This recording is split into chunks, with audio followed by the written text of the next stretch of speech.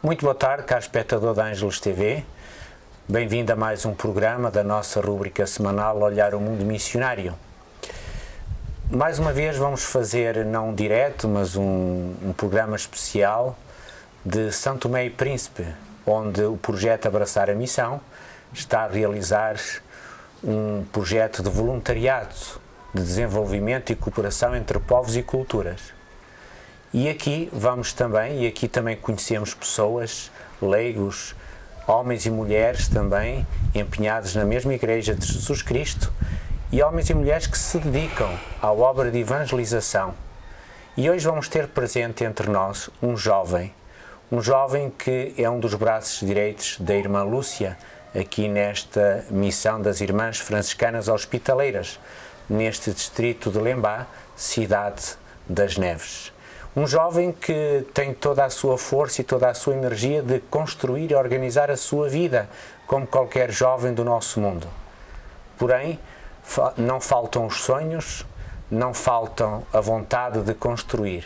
Por vezes faltam os meios e também aquilo que muitas vezes nós na nossa Europa temos e que nestes países não há, que são todas as técnicas, todos os meios e todos os métodos para levarmos a nossa evangelização, a estruturação da nossa sociedade e também na nossa Igreja.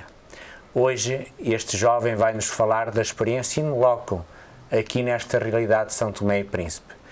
É o nosso amigo Fred, que vai estar connosco, um jovem desta comunidade que eu passo a apresentar. Boa tarde, Fred. Boa tarde. Bem-vindo ao nosso programa Olhar o Mundo Missionário, e é com alegria e satisfação que vamos fazer-te a ti uma entrevista que vai passar neste canal católico da Ângelos TV, aqui diretamente de São Tomé e Príncipe, a terra que te viu nascer. Obrigado. Queres-te apresentar em primeiro lugar, assim em traços gerais, quem tu és, o que fazes na tua vida de jovem? Eu sou Frederico São Fernando da Cruz e um dos funcionários do projeto integrado de Lembá na parte da educação. E trabalho no projeto há 12 anos. Comecei no projeto como costureiro. Primeiro aprendi a costurar. Depois de costura passei para a sala de informática. Trabalhei na reprografia também como o pessoal que faz cópias nas máquinas policopiadoras. Trabalhei 3 anos. Depois de 3 anos fui à parte da informática também, dar aulas de informática, a parte prática. Trabalhei ali 2 anos e meio, depois passei para a escola. Depois de escola, era uma carreira que vinha seguindo, a fazer essa carreira ao mesmo tempo a estudar. À medida que eu progredia nos estudos e automaticamente era trocado de serviço. Então foi assim que eu comecei a construir a minha vida e hoje trabalho na direção da Escola Integrada Básica Mãe Clara, Jardim Pipolo, Creche Unido, como secretário docente da Escola Integrada Básica Mãe Clara, Jardim Pipolo. Fred, o que é? Explica-nos um pouco ao nosso telespectador o que é o Projeto Integrado Lembá. O Projeto Integrado de Lembá é um projeto que envolve não na totalidade das pessoas do Distrito de Lembá, mas posso dizer aqui inclui praticamente 60% a 70% da população de Lembá, porque o projeto integrado está dividido em vários ramos. Nós temos carpintaria, temos jovens empreendedores que trabalham na carpintaria, temos costura, também temos jovens e pessoas também de mais idade, temos a informática, galinheiro, temos também jovens que trabalham na horta e a Escola Integrada Basicamente Clara, temos também Jardim Pimpolho e o Creche Unido. E para além disso, temos também, a irmã também tem a política de distribuir gênero alimentício para os velhos mais necessitados, que vem última semana de cada mês e receber um cabazinho para poder não é comatar a dificuldade, mas assim tentar minimizar a carência que eles têm em casa. Este projeto integrado Lembá é coordenado e supervisionado pelas Irmãs Hospitaleiras, Franciscanas Hospitaleiras, concretamente coordenado pela irmã Lúcia, que nesta cidade das Neves, neste distrito de Lembá, é uma figura já importante e muito acarinhada por vós. Sim, sim. O que é que representa para ti, Fred, a irmã Lúcia durante estes anos todos? Para mim, isso é uma pergunta um bocado difícil. E eu, a responder isso, posso dizer que não é uma deusa para mim, mas sim. Se eu disser que irmã é uma deusa, eu estou a classificá-la, dar-lhe um mérito que ela ainda não tem. Mas irmã para mim é tudo. Ela é tudo. É praticamente a irmã que me deu a vida. E o pessoal que sou hoje é graças à irmã. E a irmã, para ti, para esta comunidade, representa uma figura muito importante. Sim, sim, muito importante. O povo tem reconhecimento à irmã Lúcia? Tem.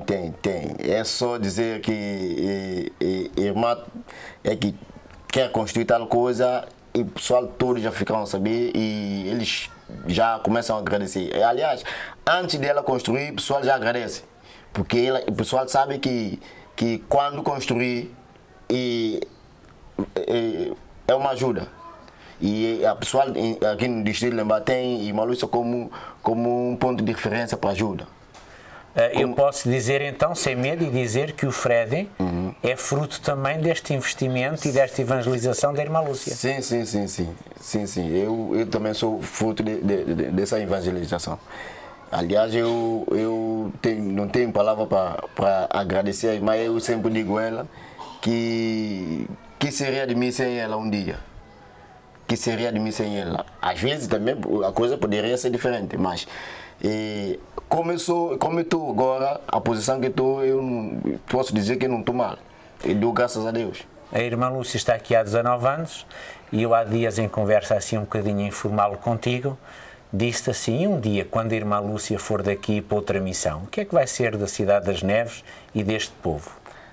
Porque o missionário ou a missionária está aí hoje aqui, amanhã poderá estar noutro sítio. Essa pergunta, eu posso começar já a dizer que um dia se a irmã sair dessa terra, eu digo já que o distrito de Lembá não vai parar a 70%, mas eu acho que 50% de Lembá poderá parar. Poderá parar porque haverá muito desemprego. O desemprego porque a dinâmica que a irmã tem e não se sabe se a outra que virá substituir poderá ter a mesma dinâmica. A forma como gerir as coisas, e o comportamento que ela leva com as pessoas. De vez em quando ela ralha, é normal. Quando as coisas estão mal, estão mal. Mas ela tem reconhecido nos momentos que ela está errado, ela reconhece. E não se sabe se a pessoa que virá substituir poderia ter o mesmo espírito e a mesma dinâmica para isso. Uma das políticas que a irmã Lúcia tem aqui neste projeto integrado Lembá é confiar e apostar seriamente em vocês nos leigos, ou seja, não é ela que manda tudo, mas ela que confia em vocês para, nos vários setores deste projeto, vocês responsabilizarem-se e fazer-vos crescer, é assim? Sim, porque como eu vinha dizendo atrás, nós aqui, a primeira política que ela tem é da habilitação a todos, todos têm que ser formados, é a primeira política dela. Aqueles que aderirem a ela, seguir ela, que formarem, já tem... passa-se de um lado para o outro e ela confia, então assume que, como eu vinha dizendo, eu comecei como costureiro, 12 anos de idade, mas agora eu sou secretário do Centro de Escola Basicamente Claro, trabalhei também na informática, 2 anos e qualquer coisa. Começaste na costura e foste progredindo na tua vida e hoje fazes parte da direção da escola e és também professor. Sim. Eu há dias vi-te pegar na máquina de costura, coisa que eu não sei fazer, não é? Sei fazer outras coisas, mas não sei costurar. E vi-te pegar na máquina de costura como quem pega assim numa coisa tão simples e fazer uns calções em menos de 1 hora. Sim. De facto, são coisas que aprendeste aqui com a irmã. Sim, com a irmã. É um dom que tem comigo que eu nunca vou deixar de ser. E se calhar é devido por causa desse ramo que a irmã me tem como um jovem de referência cá no projeto. Muito bem, começaste na costura, então depois foste progredindo. Sim. Vamos agora falar um pouco mais da tua vida, dos teus sonhos, dos teus projetos, como jovem que és.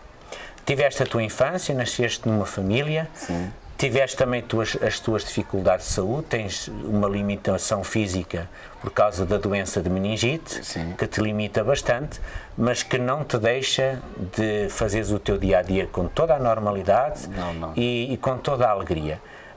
Conta como é que foi essa fase da tua vida em que tu tiveste essa doença e que hoje, apesar dessa limitação física, não paras, caminhas, andas, fazes e tentas ser um jovem normal. Bom, a fase da minha vida, pelo que minha mãe me contou, eu era ainda bebê. E aos meus 1 ano e qualquer coisa, aos 9 meses eu já andava. Minha mãe sempre dizia que aos 9 meses eu já andava. Quando eu fiz 1 ano e 6 meses, então eu apanhei aquela doença. E aquela doença foi curando. Na altura, a coisa em Santo Tomé era um bocado caro. E só se apanhava junto a pessoas que tinham mesmo meios. E então, minha mãe e meu pai foi sacrificando, curando. Na altura, meu pai, e até hoje ele disse que hoje ele quase não tem condições mínimas por minha causa.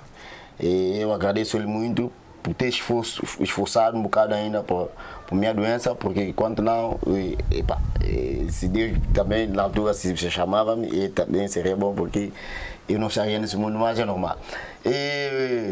Então, com os 2 anos, eu paralisei e tive junta para Portugal. Tive junta médica para Portugal, fui para Portugal com 2 anos, regressei com 6 anos. Quando regressei já não andava. Inclusive, quem me levou para Portugal está em Portugal até hoje. Me levou e fiquei lá, ficou lá comigo, ele era médico e seguiu-me na junta. E quando os médicos lá em Portugal viram que não tinham mais solução, eu já comecei a falar e já estava já paralisado, só no carinho. Então eles disseram que não há necessidade de eu estar lá mais em Portugal, então eu tinha que regressar para Santo Tomé para os meus pais. E o médico levou-me e ficou. Ele ficou, eu vim ao cuidado de, já não sei quem é, passando mesmo. Meu pai, desde que eu cheguei mesmo, meu pai não deixou. Eu era como se fosse um filho de referência para ele. Então ele insistiu comigo. Ele disse, não, o sonho dele é pelo menos ver-me, mesmo com maneta, mas andar. Havia alguns amigos que diziam, pá, esse moço não vai andar porque ele está paralisado, não sei o que. E a paralisia está com um lado. Por exemplo, com o teu lado direito. O lado direito todo está paralisado. E então, eu tenho um amigo do meu pai. E ele também é meu amigo, porque ele hoje estou andando com maneta graças a ele. E que sempre insistiu comigo com maneta. Ele mandou construir, o carpinteiro construiu uma maneta e sempre ele insistia comigo. Eu ia para a escola, meu irmão levava-me para a escola de manhã, ia buscar regresso, carregava-me nas costas, levava, punha na turma, vinha para casa às 12 horas e voltava a ir buscar e trazia. E quando eu vinha às 12 horas, depois do almoço, minha tarefa é só pegar na maneta e tentar dar um passo. E aquele amigo sempre estava lá comigo. Depois de lá eu comecei a ganhar experiência, a ganhar força. Então eu comecei a andar com maneta. Quando eu fiz 4ª classe, passei para a 5ª classe e já tinha maneta embaixo do braço. Era 2 manetas. Depois andei a fazer consulta. A seguir consulta, com medicação, com verduras, coisas, frutos, e ganhei um bocado de força. Eu larguei uma maneta. E comecei a andar com só uma maneta, porque com uma maneta facilita mais. Porque 2 manetas eu posso querer, por exemplo, transportar um caderno ou qualquer coisa assim na mão, já não facilitava. E então, quando eu fiz 5º ano, passei para 6º ano, a irmã Lúcia era minha professora de português. E de lá apareceu formação de corte e costura. Aqui nas irmãs, irmã levou aviso para a turma. Aqueles que querem aprender, para além de estudar, que querem aprender corte e costura, a inscrição está aberta. E então nós viemos na altura, ainda recordo, nós fomos 53 que inscrevemos para a costura. Mesmo assim, o pessoal foi desistindo, colegas foram desistindo, ficamos só 5. Nós ficamos 2 rapazes e 3 meninas. E então, foram estes 5 é que começou como ajudante de costura. Porque na altura era aprender a bordar, fazer crochê com agulha, aquela agulha, não sei se o padre conhece. E como é que tu costuravas com uma mão mais frágil, que é a tua direita? Eu desde nascença já nasci escudoso, eu sou escudoso de nascença, então eu domino tudo com a esquerda e a direita, a minha direita é só para apoiar. Então eu comecei como ajudante de costura, e então eu deveria de comprar máquinas para costura. Na altura havia só 2 máquinas, depois a irmã comprou mais máquinas para ajudantes. E todos os ajudantes aprenderam a tocar máquina e eu não conseguia. De vez em quando chegava a trabalho cedo para aprender e não conseguia. Mas depois havia uma que é Maria de Fátima, ela agora já não trabalha na costura. É sobrinha do presidente Câmara. Ela que nós combinávamos, ela vinha cedo comigo. Enquanto eu estou aqui na máquina a aprender a pedalar, ela está lá embaixo a manejar pedal de máquina, de forma a apoiar-me a tocar. Então quando ela manejava que já pedal ficava mole, ela largava e eu continuava. E foi assim que eu fui aprendendo, e eu aprendi a costurar, a tocar máquina. E antes de aprender a tocar máquina, eu já sabia talhar as roupas. Eu já sabia talhar roupa, porque de vez em quando eu talhava roupa, dava chefes para costurarem. Depois de aprender tocar máquina e já sabia talhar roupa, então comecei já com costuras de base, um calçãozinho, e cortar calças de pé, e emendar as calças e coisas assim. Depois foi assim que fui aprendendo, que eu atingi um ponto de ser um dos melhores costureiros lá das irmãs. E aliás até hoje a irmã reconhece isso como eu fui um dos melhores costureiros no salão da costura das irmãs. E eu começo a dizer aqui, a coisa que eu faço que costureiro que está lá não consegue fazer, por exemplo, fazer uma calça. Eles têm dificuldade de fazer uma calça. Mas eu, por exemplo, podemos ir agora. Um costureiro pega uma calça, eu em 30 minutos eu acabo uma calça, mas enquanto eles, quase 1 hora, 1h30, eles...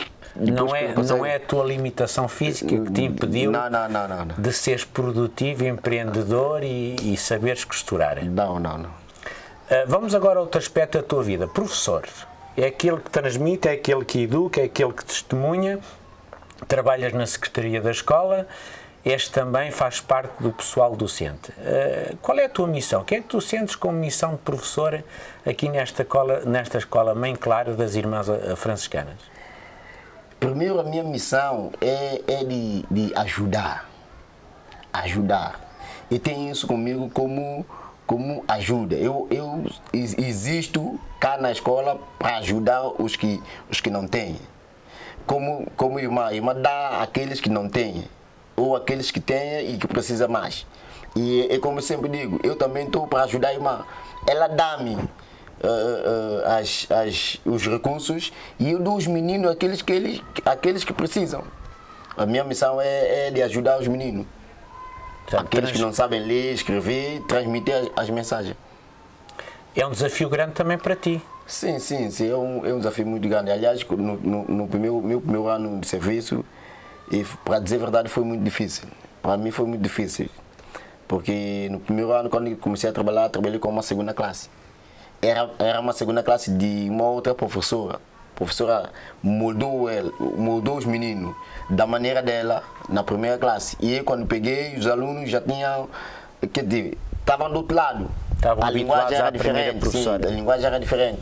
Eu tinha que fazer o quê? Tirá-los dessa linguagem, pôr na minha linguagem, depois para nós continuar. Para dizer a verdade, foi muito difícil. Eu só comecei a habituar com eles quando eu era já terceiro período. Vamos agora a outra área na qual tu estás empenhado e que também deve ser uma das tuas paixões, que é o escotismo. És o chefe atualmente do agrupamento de escoteiros número 7, aqui da Paróquia das Neves. O que é para ti o escotismo? Para mim o escotismo é uma escola, é tudo. Escotismo é tudo, porque também com o escotismo que aprendi muita coisa. Aprendi a estar na sociedade. para além daquilo que eu aprendi na escola, os meus professores me ensinaram e discutimos também, ajudou-me num dos ramos, saber se estar na sociedade. E hoje, como dirigente do agrupamento, o que é que tens como responsabilidade acrescida para dirigir um agrupamento que tem 300 e tal elementos? Sim, a minha responsabilidade é coordená-los. E como você pode saber, no escutismo existe adolescente e jovem principalmente.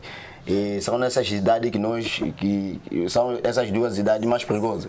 E nós temos que ter muita atenção de controlar e saber também atirar aquilo que, por exemplo, numa conversa, saber atirar as palavras, porque nessas idades nós não podemos falar de qualquer maneira, porque eles percebem.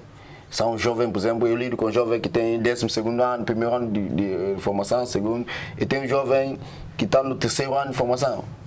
E são esses jovens são muito perigosos. De vez em quando eles me atacam que eu fico mesmo de parvo. Mas depois eu tenho que recuperar e fazer eles saber que as coisas não são assim. Quais são as maiores dificuldades que sentes na liderança, no dirigir o agrupamento? A minha dificuldade é, por exemplo, uma caminhada. Isso é a maior barreira que tem no escutismo. Por causa da tua deficiência física? Sim, porque de vez em quando eles, quando saem para a caminhada, e de vez em quando vão e vêm com problemas, porque tal coisa o nome de tal regra, tal coisa o nome de tal regra.